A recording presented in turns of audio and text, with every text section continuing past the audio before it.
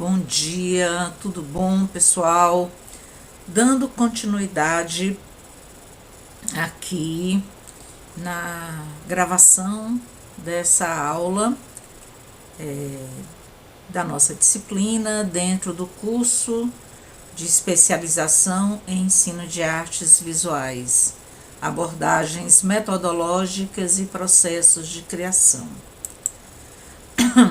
Na nossa disciplina sobre as questões históricas, e contemporâneas do ensino da arte no Brasil, relembrando que nós estamos trabalhando com uma linha de tempo, a partir das viradas propostas por Ana May Barbosa. E neste momento nós estamos então na virada pós-moderna, trabalhando aspectos das décadas de 1980 e 1990. Eu já fiz uma primeira parte a título de uma maior contextualização, então eu acredito que nessa segunda parte nós vamos adentrar em aspectos mais, digamos assim, que dialogam mais com a questão do ensino da arte no Brasil, trazendo a abordagem triangular. Bom, relembrando que o Brasil continuava e continua esse país de imensas de desigualdades. Coloco aqui esse trabalho, essa charge do Enfio, mais uma vez eu trago o Enfio, relembrando que no ano 2000, uma projeção de uma população de 205 milhões, e essa relação dessa consciência, ou da ausência de uma consciência, ou da consciência do classicismo, da consciência da desigualdade, de poucos privilegiados. Então a arte, ela é filha do seu tempo, ela não se furta a viver, ela vive as contradições, e ela vai também ser esse espaço onde essas contradições, esses conflitos do tempo vão ser vistos e trabalhados. Bom, então nós estamos aqui, vamos falar um pouquinho dessa ampliação, dessa consolidação de um campo, que é do ensino da arte.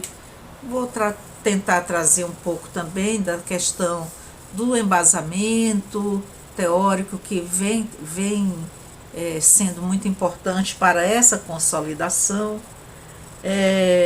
Nos encontros, esse diálogo com os autores e educadores e pessoas que estão pensando o ensino num contexto internacional. Enfim, e algumas questões sobre políticas educacionais. Então eu terminei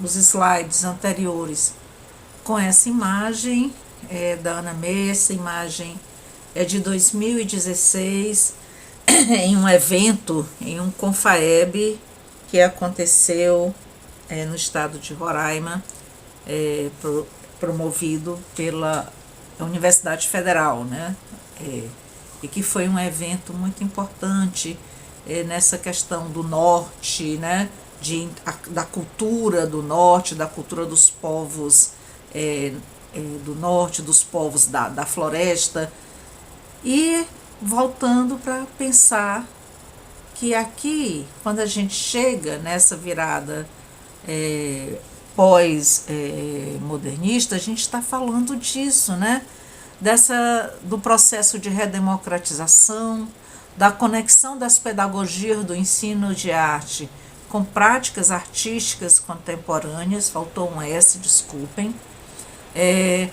o reconhecimento da força da imagem na contemporaneidade, especialmente, né, estamos aí discutindo os processos de mundialização, de globalização, da força, né, das mídias nesse cotidiano, né, e na formação dos sujeitos, desde a mais tenra infância, né, e esses outros olhares para que trazem a questão da diversidade e da alteridade, que foi o que eu tentei apresentar na aula, na primeira parte, quando eu dediquei um maior tempo para a questão do multiculturalismo.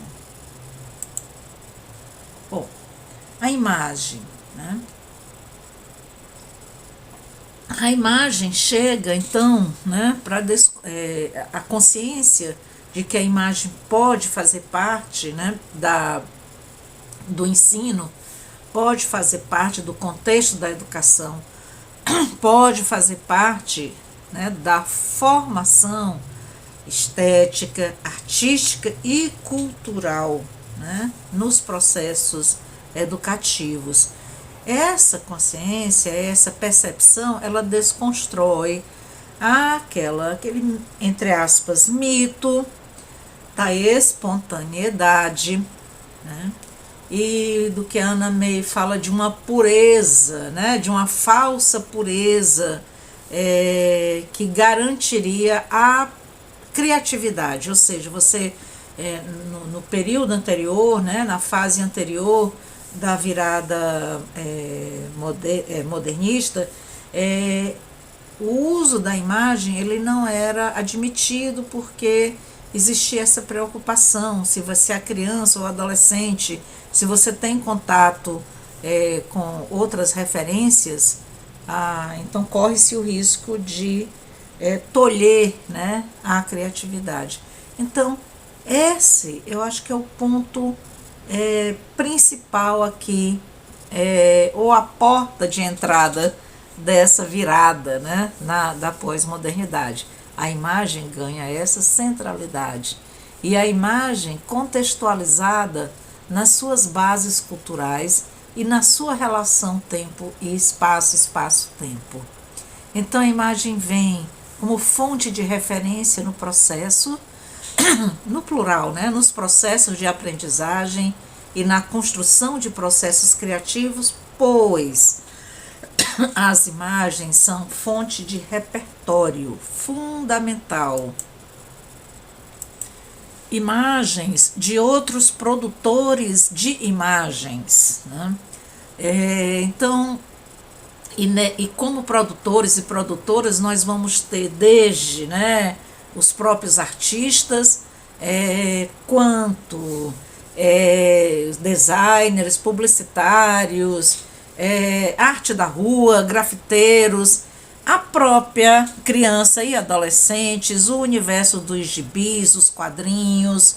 Então a gente tem essa gama, né, a percepção de que a gente pode, né, e deve trabalhar com essa gama, né, de imagética.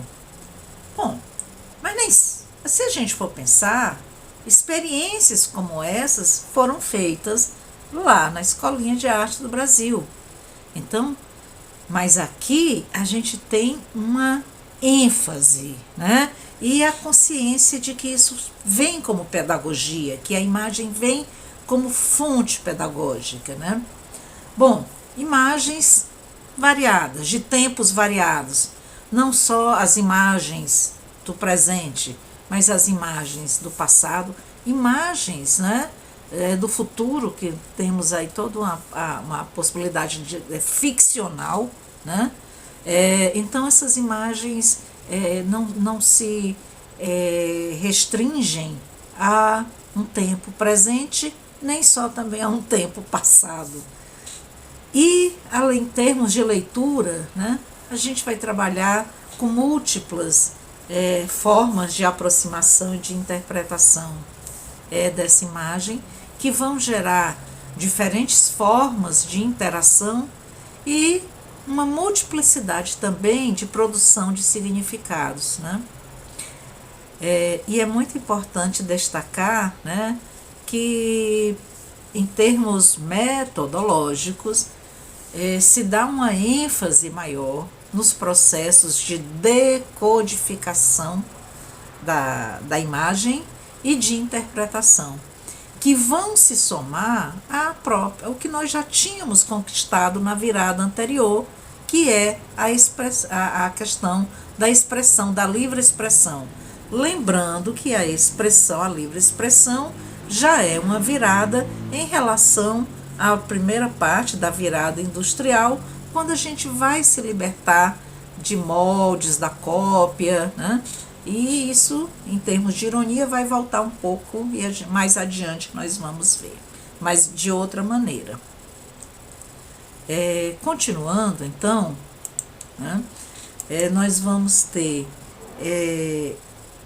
uma proposta, um fenômeno que é muito peculiar do Brasil, que é a proposição da abordagem triangular, né? Por que eu chamo a atenção para essa peculiaridade da abordagem triangular proposta por Ana May Barbosa? Primeiro que ela vem ao encontro, né, a esse contexto, né, que nós falamos nos slides passados, né, a esse contexto artístico, vibrante, que estava experimentando novas formas, que estava procurando outras maneiras, né, de pensar a arte, de fazer arte, né? Ela vem então contra o tecnicismo que se estava se instaurando com a criação dos cursos e a formação de professores na perspectiva da educação artística de maneira polivalente, né? E ela veio reforçar esse campo também em diálogo com outras práticas, né? com outros campos artísticos, né? Ao trabalharmos aí relações intertextuais. Ou seja, a prática docente, até então, restringia-se a um fazer por fazer, seja numa perspectiva da livre expressão, ensinar técnicas, vamos colar palitinhos, hoje nós vamos fazer lapiseira derretido na vela, pintura de dedo que misturava cola com anilina, ou seja, que a gente tem aqui a combinação, né, muito reducionista do ensino da arte.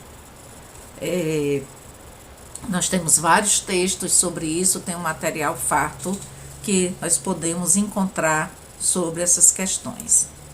Então, a abordagem, ela vem... Gente, não é uma aula sobre abordagem triangular, porque isso merece outra aula só específica para isso. Mas é importante, então, trazer as suas características, né? A abordagem triangular, ela propõe a leitura, né, que inicialmente se fala da obra de arte, mas isso vai mudando. Hoje nós trabalhamos com a leitura da imagem.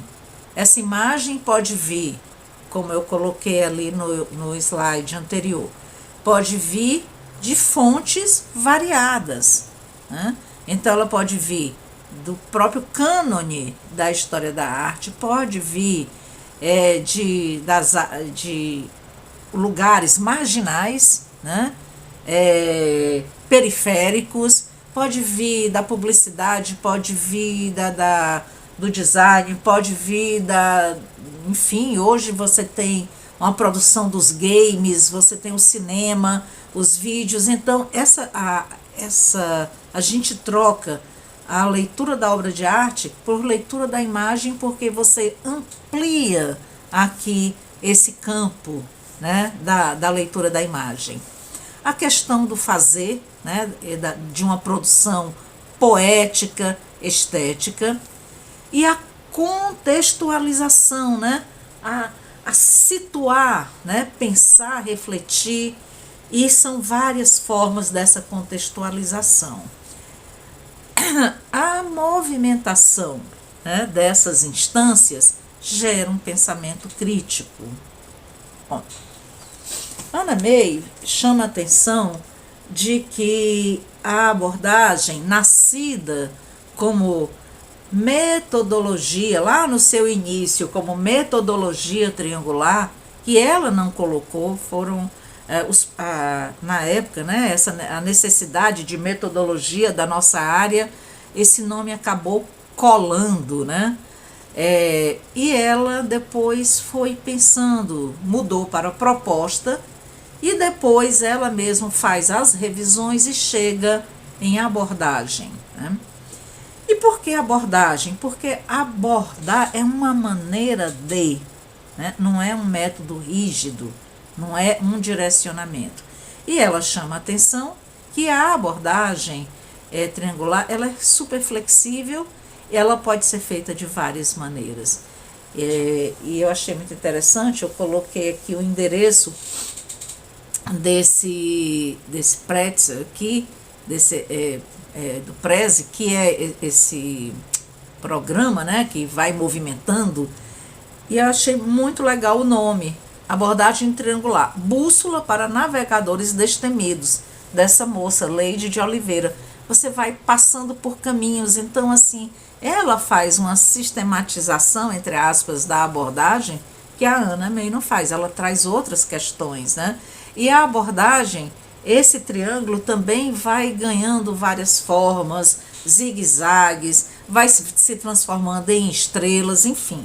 Eu estou, nesse momento, escrevendo um texto exatamente sobre essa gama de possibilidades da abordagem triangular. Eu propus como repertório conceitual sobre a abordagem a leitura dos textos produzidos aí para este número da Revista de Arte, que é a revista do grupo de pesquisa de Educação e Arte do programa de pós em Educação da Federal do Rio Grande do Sul. E eu coloquei os textos, coloquei a revista como um todo, e tem vários textos. Vou dar uma palhinha desses textos aqui, para que vocês possam, digamos assim, só para termos um voo panorâmico. E a proposta não é, eu sei que não temos tempo para ler todos os textos, mas vocês podem escolher os textos e para onde vocês vão fazer esse mergulho. Então, o texto do professor Ramon Cabreira, o professor Ramon, ele é cubano e atualmente ele está na Universidade do México e é um grande interlocutor com o ensino de arte no Brasil. E ele chama atenção para o caráter pós-colonialista da abordagem triangular. Ele diz, né, que a abordagem estuda os processos, né, os de ensino e os processos de aprendizagem, e aí ele vai pluralizar aqui, ele coloca artes e culturas visuais de um ponto crítico, ou seja, colocando em xeque a matriz colonial, né, da nossa... E quando ele diz isso, né, ele vai pensar, claro, no Brasil, mas ele vai pensar que dessa matriz colonial numa perspectiva mais ampla, né, da colonização do saber, da colonização do conhecer, certo? Então, dentro dessa perspectiva, e a colonização do ser. A professora Fernanda Pereira, ela é da UFG, ela trabalha a abordagem triangular como uma teoria aberta, dialógica, e que, por isso, necessita que a gente participe dessa teoria. A gente participe, porque ao nos aproximarmos dessa teoria, a gente também faz as nossas próprias reelaborações, né? A professora Rita Bredarioli, que é da Unesp, ela faz a conexão da abordagem com o pensamento freiriano. enfatizando, né, a dimensão estética e ética, ou seja, a abordagem é comprometida com uma proposta de educação crítica e libertadora. Então, assim, a Ana May foi aluna do Paulo Freire, né? Então, sim, a abordagem é impactada por esse pensamento. Os professores, a professora Rejane Coutinho e o professor Sidney, que já fizeram as falas aqui, né, para vocês, né, dentro desta disciplina, eles vão fazer um texto onde eles vão apresentar a trajetória epistemológica da sistematização da abordagem triangular. Vão se debruçar sobre o livro Teoria e Prática da Educação Artística, que é de 75, e vão mostrar as transformações, né, no campo da arte. Vão falar das licenciaturas, que a professora Maria Bethânia tratou, e também vão falar do movimento das escolinhas de arte, que o professor Sidney também já conversou conosco. A Amanda Kaline e outros autores, é um texto coletivo, vão chamar a atenção para uma coisa que me interessa muito, que eu também estou tratando nesse texto que eu estou escrevendo, que é o crescente número de pesquisas tendo a abordagem triangular como foco. Então, isso, né, isso nos leva para ampliar o olhar sobre esse próprio uso, né, da democratização do ensino e aprendizagem da arte. E eles chamam a atenção, elas chamam a atenção para as relações transdisciplinares entre as linguagens artísticas, artes visuais, dança, música e teatro e outras disciplinas que fazem uso, né, também da abordagem triangular. A professora Lúcia, que vocês conheceram e que vai fazer uma fala também para a gente no dia 17 de junho, ela vai falar, enfatizar essa condição pós-moderna, né, da abordagem triangular. E como, não é, essa proposta possibilita a ampliação de limites e fronteiras culturais e disciplinares para o estudo da arte. Bom, como exemplo, para exemplificar essa relação transdisciplinar apontada por esse texto coletivo da Amanda e demais autores e autoras, eu trouxe como exemplo esse texto, né, com essa capa linda, maravilhosa, desses cadernos cênicos, de um aluno chamado Neto Portela, da Universidade Federal de Alagoas, onde ele vai tratar sobre a abordagem triangular para uma aprendizagem participativa no teatro. Então fica a dica aí, tá? Desse texto, vocês podem procurar esses cadernos para quem tem interesse nessa área. Eu acho que é muito legal ver como ela se expande. Mas, gente, nós temos o uso na matemática, o uso da abordagem triangular na geografia, nas ciências sociais. Então, assim, é impressionante como ela transborda, é uma proposta que transborda o próprio campo das artes visuais, no qual a abordagem foi pensada, né? Então, adentrando aqui na especificidade da proposta, né, da abordagem, vamos ver aqui que, em termos de conceitos filosóficos e educacionais, a própria Ana May aponta pelo menos 3, tem mais, né? Mas ela vai apontar a questão da alfabetização crítica, né? Como a gente viu aqui no texto que a professora Rita trata, do Paulo Freire, quando a educação é um processo de ver a nós mesmos e o mundo à nossa volta, né? Valoriza a imaginação e sugere diálogos com a conscientização social.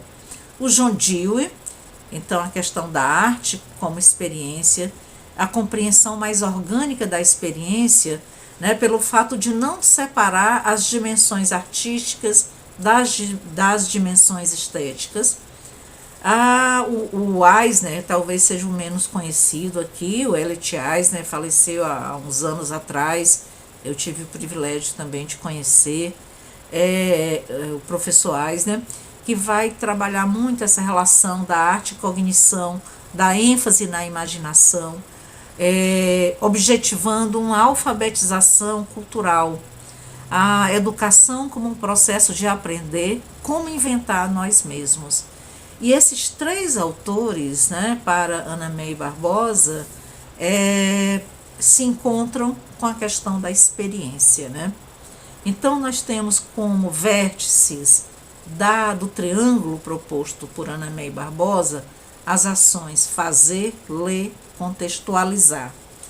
Isso é muito importante a gente pensar, né, que em tempos passados, ou na virada passada, né, o fazer era o único vetor, né, da aprendizagem.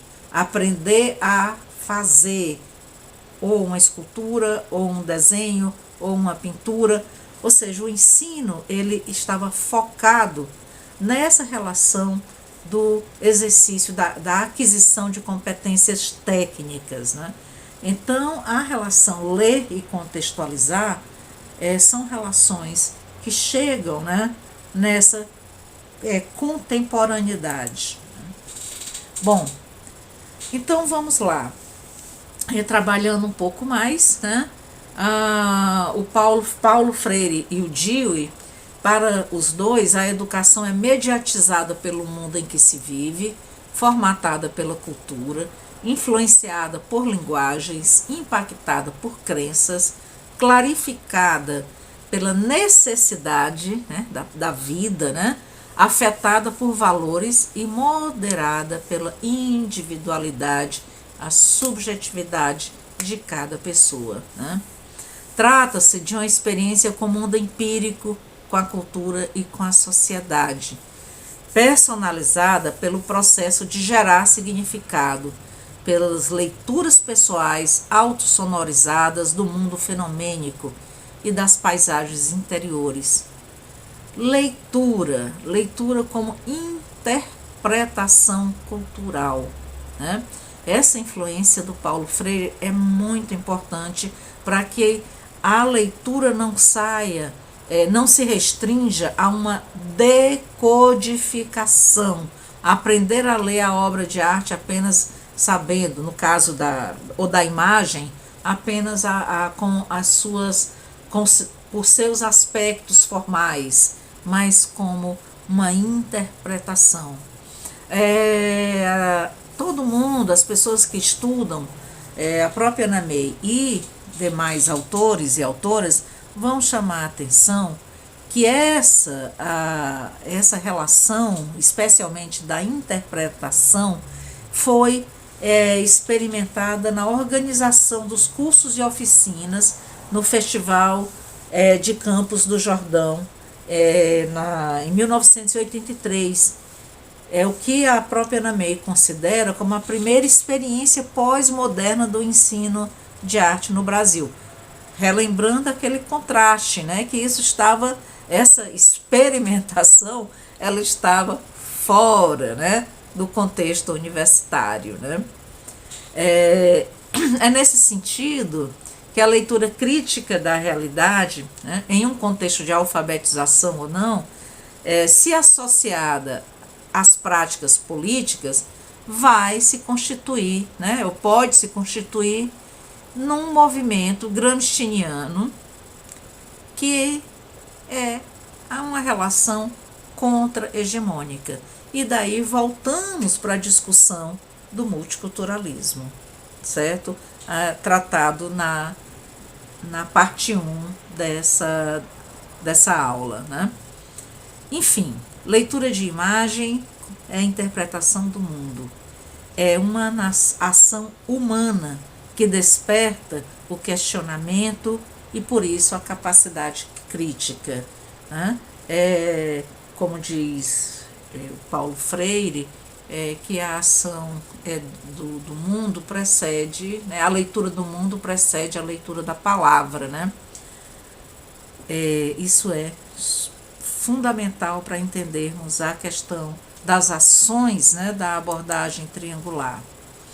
A contextualização, gente, ela também é assim, a princípio, e ainda hoje se trabalha a contextualização com um único vetor, a biografia do artista. Vamos contextualizar, vamos estudar o artista X, a artista X. Então, a contextualização é ver a biografia do artista, né, os dados. Aí coloca a meninada para pesquisar, pesquisa, né?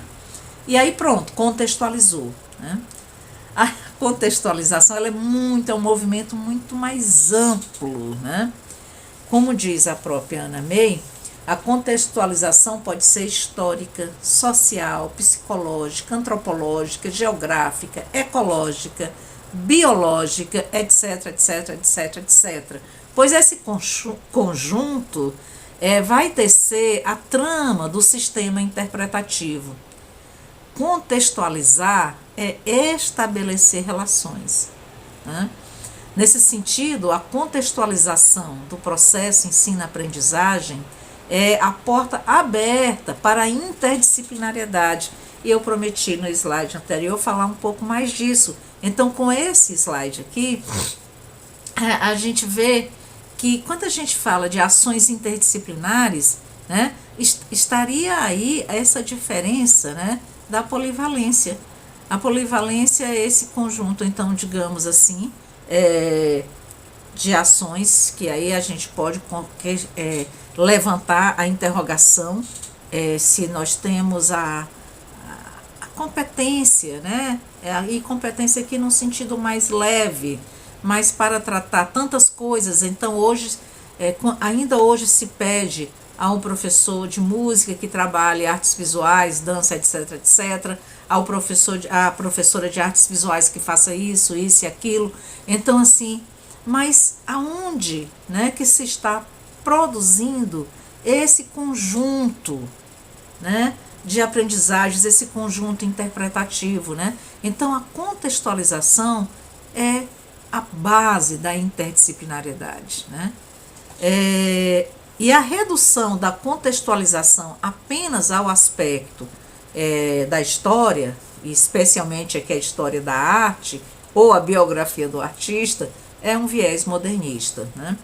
É através da contextualização que se pode praticar uma educação em direção à multiculturalidade e à ecologia, valores curriculares que definem a pedagogia pós-moderna. Então, esse texto de Anna May é de 98, mas ela vem reafirmando essa questão, só que ela troca, né? Hoje ela trabalha, amplia a multiculturalidade para interculturalidade, transculturalidade, né? Como relações mais amplas, né? De possibilidades interdisciplinares de caráter de maior alcance, né? E de maior profundidade. Bom, nesse sentido, né? A própria Anna May vai enfatizar isso, que para essa necessidade de uma multiplicidade de leituras, né? Esse livro dela, ele a imagem no ensino da arte é de 94. Ele é muito importante, é um livro que ele marca, né, essa virada. A formulação, né, da abordagem triangular é quase uma década anterior, mas eu acredito que esse livro da Anna May Barbosa é o livro que consolida essa virada, é o livro que traz bases, né, dessa virada pós-moderna, onde vai tratar da questão, né, da ênfase né, da necessidade da imagem nos processos pedagógicos, né? E outra coisa importante é também o reconhecimento que não existe uma única chave de interpretação, né? E na medida que o campo vai amadurecendo e que as pessoas vão fazendo suas formações continuadas em programas diferenciados, né, de pós-graduação, essas chaves de interpretação, elas podem ser semióticas, elas podem vir de uma base desconstrucionistas, pós-estruturalistas. O feminismo também é outra grande chave para a interpretação, né, a teoria queer, enfim, nós temos aqui toda uma gama de possibilidades dessa relação contextualização / leitura. Continuando aqui, gente, eu sei que é muita informação e eu vou trazendo as coisas assim, mas, de novo, a nossa proposta é aquele detalhamento daquela linha, trazer, é como se eu estivesse colocando tudo isso daqui naquela linha de tempo lá inicial, né? Bom, essa virada, ela vem acompanhada, né, de uma produção muito grande, né? Porque antes nós tínhamos, quem estudava artes, mais exatamente ensino de arte dentro dos cursos de educação artística, nós tínhamos muito pouco material, né? Porque a produção acadêmica do conhecimento da área ainda era muito pouca. Então, claro que a Anna May é a pessoa que vai ter uma produção majoritária, mas ela não faz isso sozinha. Então, ela vai trazendo, né? Eu coloquei apenas algumas capas de livro aqui. Então, dos seus primeiros livros, né, de 75, Teoria e Prática da Educação Artística, a esse outro que é, inclusive, o trabalho dela de doutorado sobre Jundil, quando ela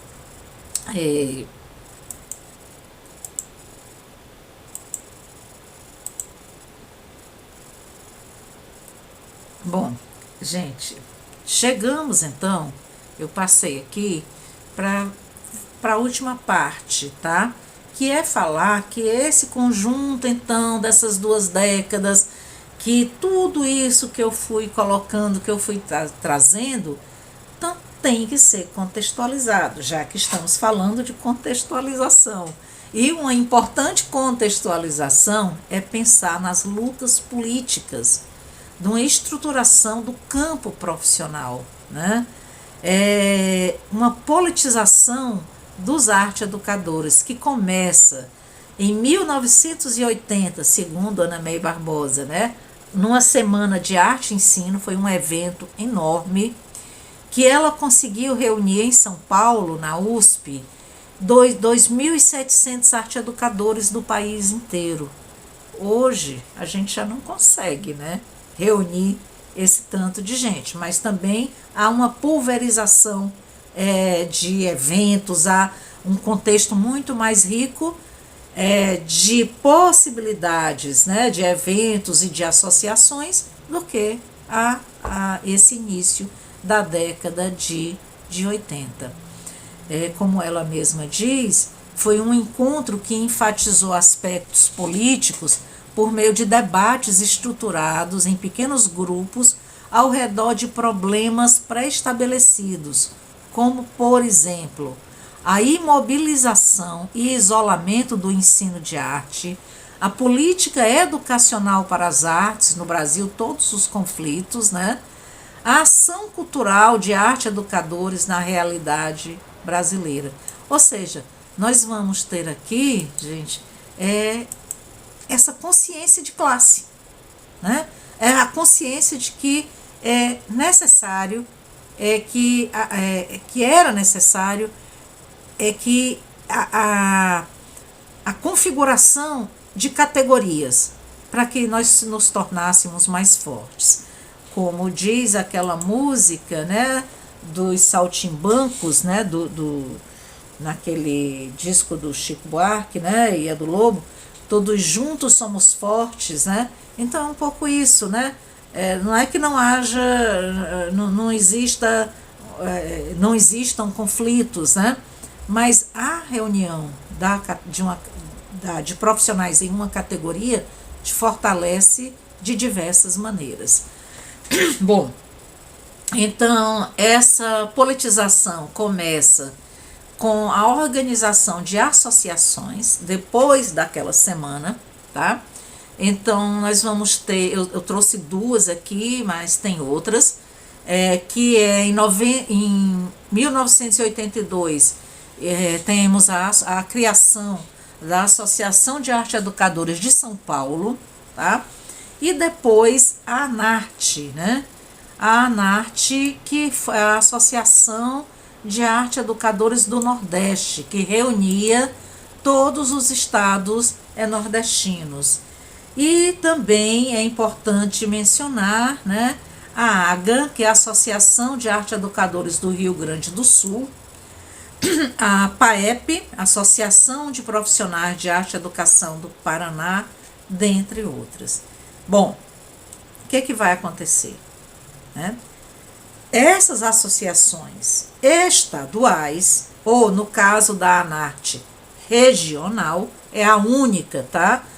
Tá inoperante, mas teve um papel muito importante, né, na região Nordeste, né?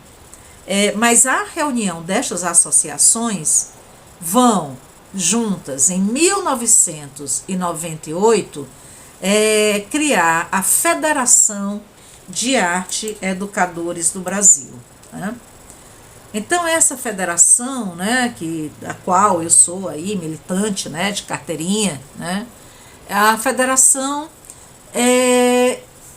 a instauração, a criação da federação, reunindo as associações, né, e estimulando a criação de outras associações, foi o instrumento de resistência e o palco de resistência dos arte educadores na concretização de um modelo de ensino, né, ou talvez eu tiraria essa palavra modelo e diria de uma projeção de expectativas de ensino na década de 90 e que continua, né, esse palco como luta aqui até os dias de hoje.